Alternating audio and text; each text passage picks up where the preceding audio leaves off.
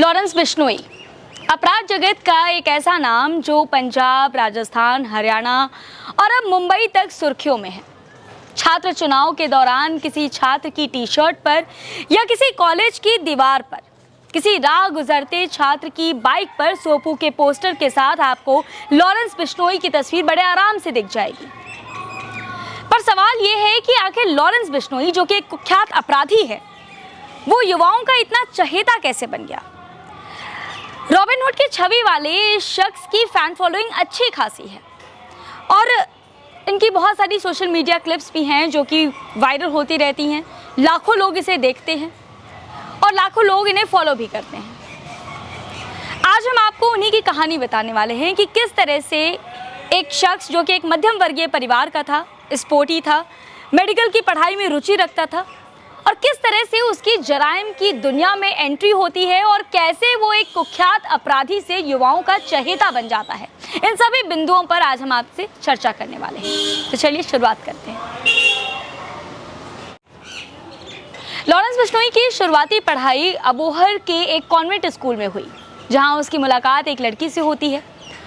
ये मुलाकात दोस्ती में तब्दील होती है और इसके बाद दोनों आगे की पढ़ाई के लिए चंडीगढ़ जाते हैं।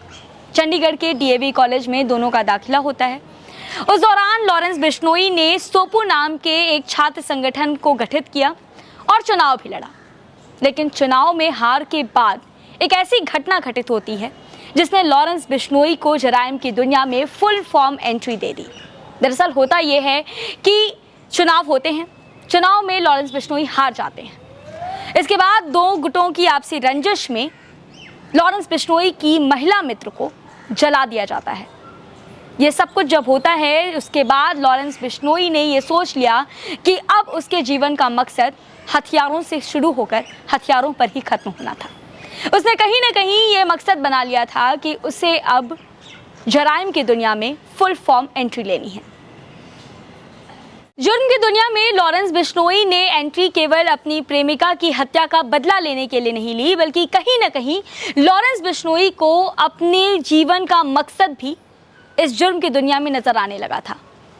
लॉरेंस बिश्नोई एक कुख्यात अपराधी बन चुका था। धीरे धीरे उसकी काफ़ी चर्चा होने लगी थी, लेकिन जो सबसे अधिक चर्चित मामला है वो है सलमान खान का।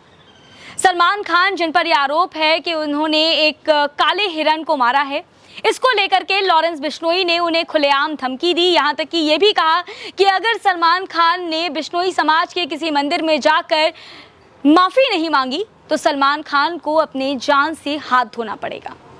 इसके बाद देखते ही देखते लॉरेंस बिश्नोई की फ़ैन फॉलोइंग भी बढ़ गई, सोशल मीडिया पर उनकी पूछ पड़ गई और हालात यहाँ तक हैं कि लॉरेंस बिश्नोई को लोग अपना आइडल तक मानने लगे हैं। ऐसे भी उनकी फ़ैन हैं जो उनके एक इशारे का इंतज़ार करते हैं और कुछ भी कर जाने के लिए आतुर हैं। कहीं ना कहीं ये एक विडंबना भी है कि कैसे एक कुख्यात अपराधी जो है वो युवाओं का चहेता बन चुका है, युवाओं का आदर्श बन चुका है। पर सवाल ये है कि ये सब कुछ कैसे हुआ। मशहूर सिंगर सिद्धू मूसेवाला को दिन दहाड़े मार डालना हो या फिर बाबा सिद्दीकी की हत्या, ये इल्ज़ामात लॉरेंस बिश्नोई के सर पर ही हैं। इसके अलावा करनी सेना के अध्यक्ष सुखदेव सिंह गोगामेड़ी की हत्या का भी इल्ज़ाम बिश्नोई गैंग के ही सर पर है। आपको बता दें कि अक्टूबर 2022 में रॉयल कैनेडियन माउंटेन पुलिस ने आरोप लगाया कि बिश्नोई के गिरोह और इसके अलावा और भी कई ऐसे गिरोह हैं, कई ऐसे समूह हैं जिनका इस्तेमाल भारत सरकार के एजेंटों द्वारा कनाडा में हो रहे खालिस्तान समर्थकों और खालिस्तान मूवमेंट्स के खिलाफ किया जा रहा है। उन्हें निशाना बनाने की कोशिश की जा रही है। लेकिन लॉरेंस बिश्नोई पर खास तौर से ये आरोप लगता रहा है और उनके गैंग पर भी। आपको बता दें ये भी कि इस आरोप को ऐसा नहीं है कि ये केवल वैश्विक स्तर पर यह आरोप लग रहा है, बल्कि देश में भी इस तरह के आरोप भारत सरकार पर लग रहे हैं। अभी हाल में ही आपने देखा होगा कि क्षत्रिय करनी सेना के अध्यक्ष राज शेखावत ने 1 करोड़ 11 लाख का इनाम जो है वो लॉरेंस बिश्नोई पर रखा है और उनका ये कहना है कि भारत सरकार को ऐसे कुख्यात अपराधी को नहीं रखना चाहिए क्योंकि ये भारत की, हमारे देश की सुरक्षा के लिए खतरा है। पर सवाल ये है कि किसी अपराधी का इस हद तक महिमा मंडन करना, उसे समाज के लिए आदर्श बताना, वो भी सिर्फ इसलिए क्योंकि उसकी फ़ैन फॉलोइंग अधिक है, उसे किसी विशेष धर्म, किसी विशेष जाति या किसी विशेष विचारधारा से जोड़कर देखना और उसके बाद उसे राजनीति में उतार देना, क्या एक समाज के लिए, एक सभ्य समाज के लिए ये सब कुछ सही है? क्या ये जायज़ है? आपको क्या लगता है? हमें कमेंट बॉक्स में कमेंट करके ज़रूर बताएं। इस वीडियो को सुनने और देखने के बाद आपको क्या लग रहा है, इसको भी हमारे साथ साझा करें। तब तक हमारे साथ यूं ही बने रहें। नमस्कार।